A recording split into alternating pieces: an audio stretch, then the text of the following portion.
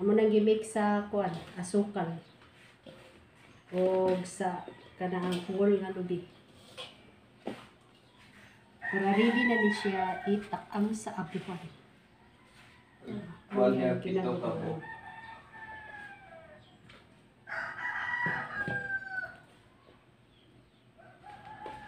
Dagko kay pagkakagod kay humok man kaistanan siya. Maukal man.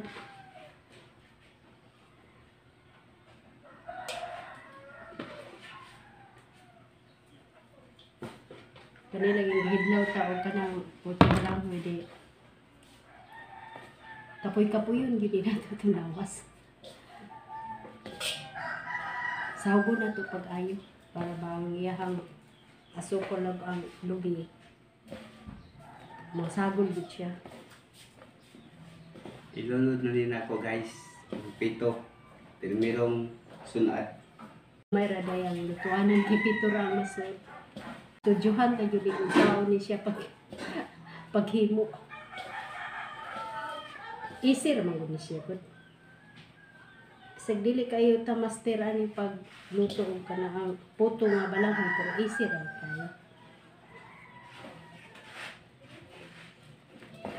Bungga pud kaayo singuton tag maayo pa. Ang kakapoy dili mawa char.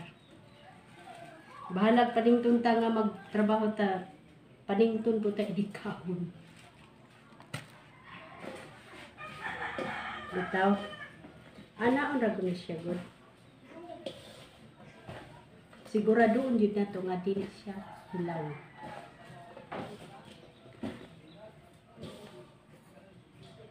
Ano? Yan ang akong ipang-nood sa sudlanan. Inani ra ihang taksanan. Star margarine. Manam tagsawag di man tapos na punta. Sayon ka kayo. Dili kay ni nato siya iduhot kay dili niya nalutok.